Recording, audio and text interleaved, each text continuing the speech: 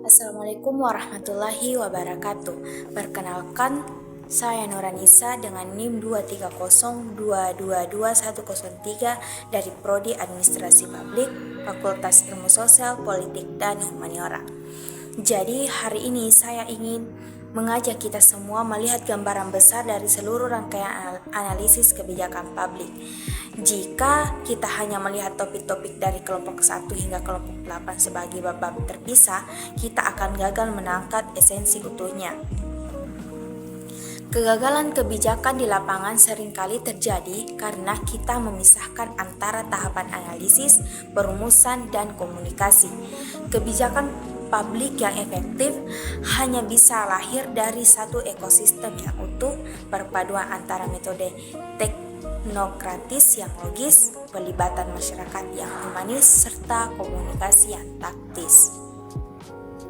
Mari kita bedah jalinan logika ini dari hulu analisis. Pemerintah selalu dihadapkan pada keterbatasan anggaran untuk menyelesaikan masalah masyarakat yang tidak terbatas. Disinilah instrumen seperti cost benefit analysis atau disebut dengan CBA menjadi filter pertama yang krusial. Sebelum sebuah program disahkan, pemerintah wajib menghitung secara objektif apakah manfaat sosial bagi masyarakat jauh lebih besar daripada biaya ekonomi yang dikeluarkan. CBA mendidik kita untuk menjadi perencana publik yang rasional, bukan pengambil keputusan yang impulsif. Namun, realitas sosial sering kali menyajikan pilihan dilematis yang tidak bisa diukur hanya dengan nominal uang. Ketika pemerintah dihadapkan pada kriteria yang saling bertabrakan seperti efisiensi ekonomi versus keadilan sosial, metode analisis hierarki proses atau disebut dengan AHP hadir sebagai penyelamat.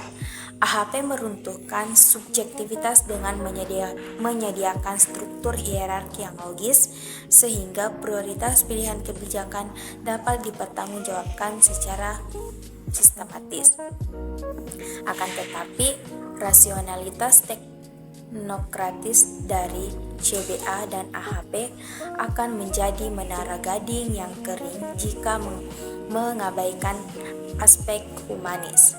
Oleh karena itu, jembatan emasnya participatory impact analysis, pendekatan partisipatif ini mengingatkan bahwa pemilik sah dari setiap kebijakan adalah masyarakat. Suara warga lokal dan komunitas terdampak harus diletakkan sebagai aktor utama.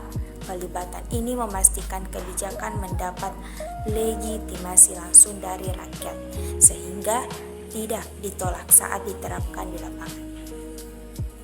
Setelah fondasi analisisnya kuat, barulah kita masuk ke dalam dinamika siklus kebijakan yang berjalan secara runut. Tahap awal dimulai dari agenda setting dan formulasi kebijakan. Tahap agenda setting bertugas mencari masalah masyarakat mana yang mendesak, sedangkan formulasi menyusun alternatif solusi hukumnya. Hubungan keduanya sangatlah erat.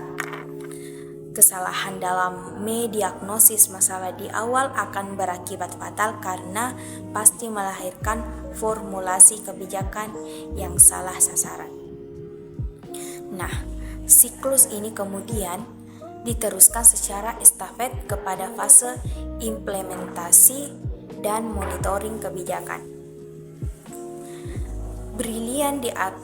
Kebijakan yang brilian di atas kertas tidak akan memiliki arti tanpa eksekusi lapangan yang prima. Implementasi adalah medan pertempuran sesungguhnya, di mana konsep abstrak diuji oleh realitas kehidupan warga. Di dalam medan tersebut, fungsi monitoring bertindak sebagai kompas navigasi berkala untuk mendeteksi kendala sejak dini dan memastikan pelaksanaan tetap setia pada tujuan awal kebijakan. Seluruh rangkaian analisis yang rumit dan dinamika lapangan yang melelahkan yang melelahkan tersebut pada akhirnya harus bermuara pada komunikasi kebijakan yang efektif. Disinilah dokumen analisis kebijakan seperti polisi memo dan polisi brief memegang peran taktis. Dokumen ringkas, tajam, dan informatif ini menyajikan saripati masalah serta rekomendasi konkret bagi pejabat publik yang sibuk. Komunikasi ini kemudian disempurnakan melalui diversifikasi dokumen, mulai dari polisi paper yang mendalam bagi para analisis hingga polisi poster yang menggunakan kekuatan visual untuk mengedukasi masyarakat luas.